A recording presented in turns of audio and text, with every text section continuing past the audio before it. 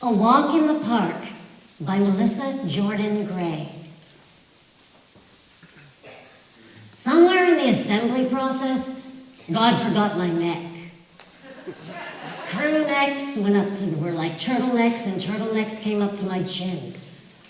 God failed to give me a button nose, too. It's more like a proboscis. It's a perfect word. Proboscis. Long, unwieldy, uncouth. Kind of like the boyfriend who once told me, "You're not fat, you're just dense." Sensing my lack of beauty and poise, my stepmother enrolled me in the Park 7 modeling school when I was 13. "What a wonderful opportunity to learn to be ladylike," she said. But I already knew what was wrong with me. Why pay someone to point it out? Half modeling agency, half charm school, Park 7 stood in a nondescript cinder block building wedged between a Chevron and a Taco Bell. A foul mix of refried beans and gas fumes greeted every Christy Brinkley wannabe who entered. It greeted me too. Park 7 required its ladies to wear heels, so I pulled my JCPenney cork-soled platform sandals out of the box and onto my feet last minute. But even heels didn't really help me much. Picture all 4'10" of me around towering blondes named Brittany and Tiffany and Harper. I didn't stand a chance. Every dreaded Monday, at the beginning of each class, Miss Estelle Clapp would ask, "Now, ladies, tell me your Park 7 dream."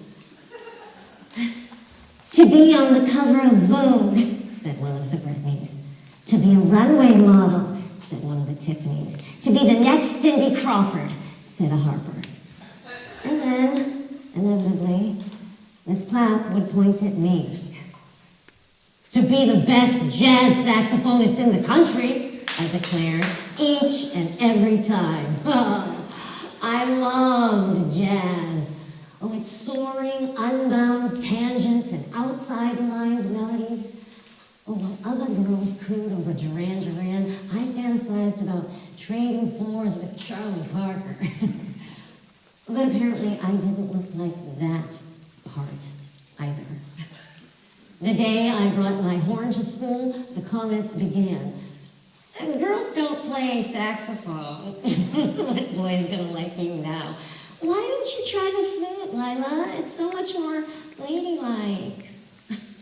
Well, Miss Clapp didn't understand me any more than they did. "Jazz saxophone?" she sneered.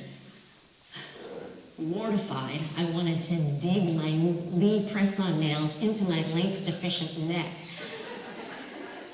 With her opinion made clear, she launched into a lesson on hair teasing, teaching us the best way to make it mountain high. Big hair was one of the advantages in the 80s for a short girl. A little Aquanet and I was 5'3". Well, our participation culminated in the P7 Promenade, a fashion show sponsored by Sears. There we would flash our Park 7 smiles and parade our Park 7 best in front of hundreds of, well, dozens of, well, some of the parents. "Ladies, I have fabulous news," Miss Clapp announced. "You are going to strut on the Orange Julius stage." Oh, my stomach sank. I had no desire to make a fool out of myself before the world, or at least anyone at the Maryville Mall that Thursday. To get ready, we began the process of wardrobe styling. Little more than flipping through old issues of Mademoiselle. On every cover, a chiseled Nordic girl with a button nose and long neck peered out at me as if to say, "What the fuck is wrong with you, Lila?" The closest thing I got to inspiration from them was a Calgon ad. "Take me the fuck away." And shopping with the Park 7 girls was no less traumatic. They would gleefully giggle as they pored over neon fashions in the juniors department. One by one, they emerged from the dressing room looking runway ready. Meanwhile, my fitting room mirror turned into a funhouse mirror as I stood before it. Sensing my frustration, an overcoiffed sales lady pulled me aside. Honey, we have a section for people like you. And pointed directly at the Kids Connection sign. Oh, I kicked off my platform heels in frustration and humiliation, and I walked over to Tower Records. Oh, captivated by overflowing racks of vibrant album covers, I nearly leapt 10 feet when a gorgeous clerk named Rob interrupted my enthrall. You got something wrong with shoes? He said, glancing at my feet. I recognized Rob from the jazz ensemble that played in front of Joe's Pub across from Park 7. Oh, Rob played piano like a tall, blue-eyed Herbie Hancock. Mysterious, complex, cool. Thoroughly embarrassed, I managed to utter, where's the jazz section? To which he quizzically looked at the jazz big band sign right above my head. I put on the demo headphones, called up some Dave Brubeck, and transported myself far away. Oh, that record store was my juniors department. Everything fit me perfectly. During the final class, Miss Clapp handed out flyers for the P7 promenade made on a mimeograph machine older than she was. As she dropped them on the table, the smell of duplicating fluid for once overpowered the acetone and bergamot perfume that pervaded that room. Body spray was all the rage at Park 7. Before class, I'd often go into the bathroom and find the girls singing the enrollee ditty that flooded our airwaves then. Oh, it was a quasi-feminist ode to bringing home the bacon and serving it up to your man. Oh, powered apparently by perfume. While the other girls oohed and awed over Miss Clapp's flyers, I felt sick at the sight of them. Ladies, share these with your family and friends, she said. And as always, make the stage your own. As soon as I left, I threw my stack into the bin at the Taco Bell, crumpled atop a half-eaten enchilada. Oh, and the days leading up to the P7 promenade filled me with dread. Would I stand out like a overweight, under-tall person? Would I trip in my heels and leave all my dignity on the Orange Julius stage? I vowed to put together my runway outfit once and for all. With little time left, I pulled open my closet drawer and grabbed the first thing I saw. A Gloria Vanderbilt denim skirt, price tag still hanging. Sucking in my breath, I pulled on the skirt, and the waist fit perfectly. The length was more suited to Amish country. It fell far below my knees. So desperately, I grabbed some scissors, and I chopped off the bottom. Take that, juniors department. Well, energized, I rifled through my drawer and found an old Miles Davis t-shirt. I put on a skirt and the shirt, and I threw on my red 9 West heels. Not bad, I thought, looking in the mirror. But something was missing. Furiously, I scoured my room looking for the right accessory. A scarf, too frilly. My cleft pendant, too small. As I slammed the door closed, the perfect solution beckoned from atop my dresser. My Selmer Mark 6 soprano sax. I grabbed the neck strap and threw it on and wore it like a glimmering jazz talisman. I slept perfectly that night. Well, the next day, I arrived at Maryville Mall in full regalia and headed towards the stage. Much to my relief, I found only a sea of moms, Carols, Barbaras, the occasional Nancy in the audience. But as I rounded the corner to join the other girls, my stomach dropped. All the confidence I'd had the night before vanished. Did I look okay? Would they make fun of my clothes? Would I stand out like a runaway from the kids' connection? Timidly, I approached the girls from behind, trying not to attract their attention. They looked exquisite, adorned in dresses with sequins and satin and silk. Oh, maybe it's not too late to run, I thought. And then it was too late.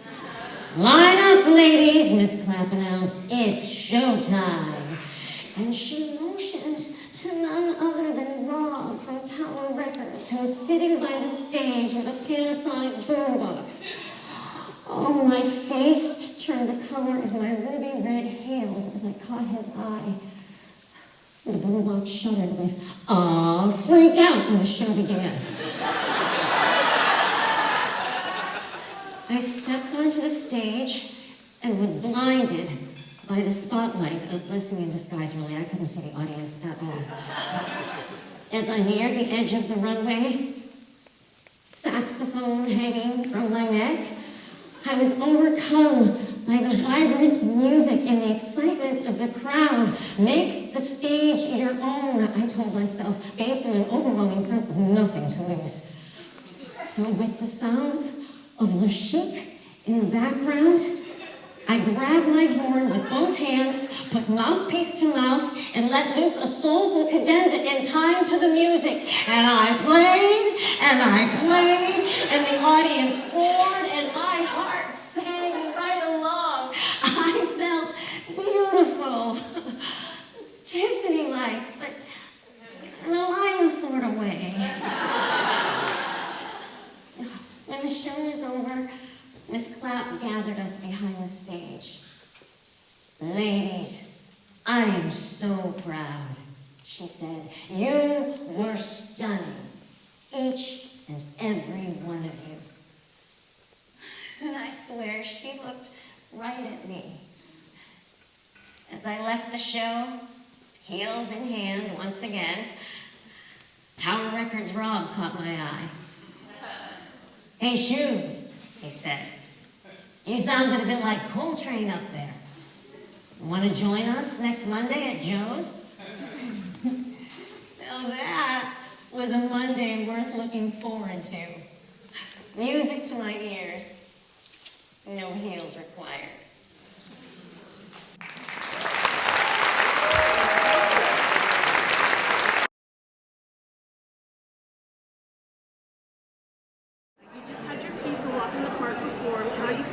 I feel fantastic and honored. Tell us a little bit about, this is your second year in the Memoir Showcase. Tell us a little bit about your experience this year. Well, I had an even better experience this year because I'm standing next to this woman, and she has given life and a new life to my words in a way that I really couldn't do it. So it's really sold me on the idea of creator-interpreter relationship. What would you say to people considering turning into the Memoir Showcase that might be newer writers, or new writers that are kind of nervous about trying for the showcase? What would you tell them? I would say if you don't do it, you know the answer, right? So you need to do it. You need to sit there and think about all those little things that you muse about that you've never really discussed. Get it out there, get it on paper, give it a shot. And I will say that it doesn't have to be perfect, that the showcase experience includes the opportunity to learn from editors and experience a process from germinal idea to actual performance. So tell us a little bit about working with the editors and the rewriting process and how that went for you. Well, I really enjoyed it. I have a lot of trust in the editors, so that makes the process for me very joyous, especially as a second-time person. It's like, this makes sense. I get why we need to do this. So, I argued a lot less. But I think it's a really important process because I think very often, when you're writing something, you fill in the gaps. And when you have it read by someone else, the story may not be as clear as you think it is in your mind. And so the opportunity to get their perspectives, and sometimes what they find meaningful changes your own perspective on how you're writing the experience. We have an almost sold out show. What was it like? Did the audience seem to really dig this one and be backing you? How did it feel to have the laughter and the love and the support? Yeah, it's a surreal experience, quite honestly, but it's a fabulous experience. I've said many times how grateful I am, and in addition to having this opportunity, I now have this opportunity too, which I consider to be very exciting. Susan, you don't often get to act for the writer that you've written for. How did it feel to have this close connection to the writer and know they were in this back on the stage in the audience rooting for you? Oh, it was fantastic, scary, and fantastic in that, the words that you're saying are really, all writers' words are handpicked, but she has sat there and really gone through, and she's such a fantastic writer. I was just saying this to her, that her words are very hand-chosen, and you can feel that in the reading of them. And so knowing she was out there listening to my interpretation of them, that's just a little nerve-wracking, but also it made them mean more. Because, when you're doing a play or whatever, you're creating a character, and it means something in that you're creating a character, but when you're performing someone's memoir, that's their personal experience. That to me, that means a lot when it's somebody's they're sharing their truth, all sides of it with you, and so that means a lot. As a performer, that adds something to it. Did you connect with the teenager who felt like she was not fitting in with all the Tiffany's and Britneys and Harpers of the world? I was very much I kind of was comfortable navigating different circles. I wasn't the popular girl, but I was a little oblivious to a lot of that too. But I really connected to you. This character reminded me of somebody who was very close to me when I was younger, and I kept thinking of her the whole time I was reading. I was like, oh yeah, I remember these moments for her. I remember these, And so I think everybody sort of connects in some way to feeling not a part of something at some point in their life, and I think you really shared that well. And you've had Melissa come back twice, and now you've been in the showcase as an actor. How is this different from other things that you might work on in San Diego? It's different in for one, the personal connection, the one that it's very much somebody's story, and you're getting to know not just them as a person, but their story, their history. Also, the speed of it, you get to do it once, and so when you're doing a play in town, you might do it and feel certain things and tweak it and adjust it or whatever. This is kind of, you get out there and you do it, which is both invigorating, and sometimes you leave there going, oh, I wish I could. I'd like to try to, which is, it's all good. It's all good. It's Last thoughts, Melissa, on the evening, the experience. Thoughts for you? I think this opportunity is incredible, not just for the writers and the actors, but I also think for the people that are in the audience. There are people with every single story that are saying, that's me, I felt that, I'm not alone. And giving that voice, I don't know about you, Susan, with what you do, but what I do, the reason I do it is to try to help the world feel a little less alone, and maybe I feel a little less alone in that process. And I think this showcase accomplishes that, and that is incredibly important and meaningful. Thank you, It's really true, girl. Thank you. Yep.